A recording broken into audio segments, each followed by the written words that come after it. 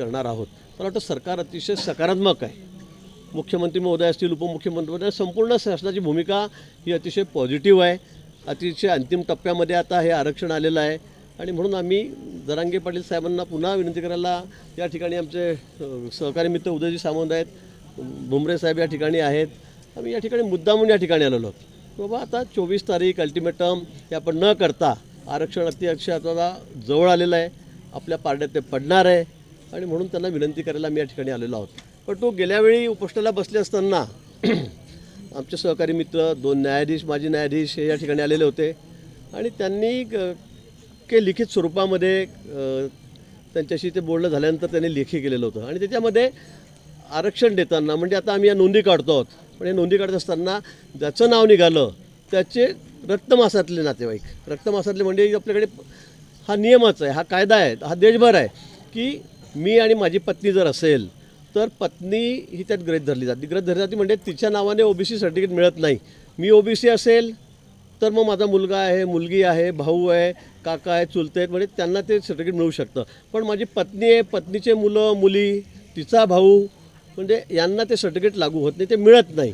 पण तो यात मागच्या वेळी जे बोलणं झालं जरांगे पाटील साहेबांबरोबर तर त्यात असं लिहिलं की सोयरे संबंध, सगळे सोयरे हा शब्द त्यात टाकला गेलेला आहे. जरांगे पाटील म्हणतात की सोयरे म्हणजे काय, सोयरे म्हणजे आपले व्यायदोही हा शब्दशः अर्थ त्यांनी घेतलेला आहे. पण तो नियमामध्ये कुठे बसत नाही. आतापर्यंत सुप्रीम कोर्टाचे अनेक निर्णय त्या संदर्भामध्ये झालेले आहेत.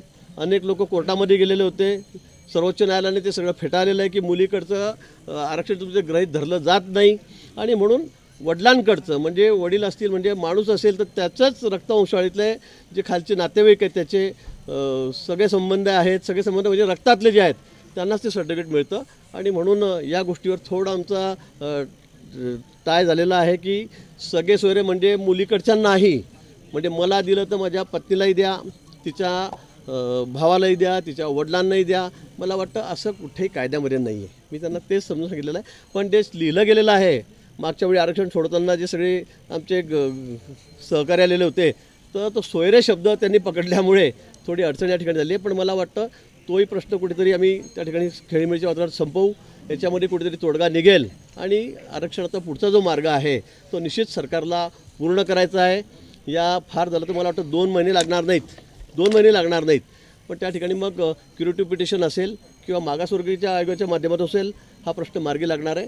आणि त्याचबरोबर आपण ज्या नोंदी सगळ्या शोधतो आहोत, अजूनही 2 अहवाल आपल्याकडे आलेले आहेत. न्यायमूर्ती शिंदे रिटायर्ड न्यायमूर्ती आपले जे आहेत त्यांची समिती आहे ती या संदर्भात मोठं काम करते. रात्रंदिवस त्या संदर्भात काम चाललेलं आहे.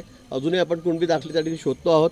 पण जे दाखले सापडतील मग तो माणूस असेल तर त्याच्या सगळ्या घरच्या लोकांना म्हणजे त्याच्या मुलाला, पुतण्याला, काकांना, चुलत्यांना ते लागू होणार आहेत. ते आपण त्या ठिकाणी देणारच आहोत. आणि म्हणून माझी पुन्हा जरांगे पाटलांना विनंती आहे की आपण आता अगदी अंतिम टप्प्यामध्ये आरक्षण आलेलं आहे. हे सगळं म्हणजे आपण एवढा मोठा लढा या ठिकाणी महाराष्ट्र उभा केलेला आहे. भूतन भविष्याचा लढा पण या ठिकाणी उभा केलेला आहे. त्याचं सगळं क्रेडिट आपल्यालाच आहे. खरं म्हणजे सरकार काम करत होतं, दुर्दैवाने ते फेटाळलं गेलं. परंतु आतासुद्धा हे सरकार, आमचं सरकार, माननीय शिंदे साहेब हे या बाबतीमध्ये दोन्ही उपमुख्यमंत्री आमचे या संदर्भामध्ये अतिशय सकारात्मक आहे.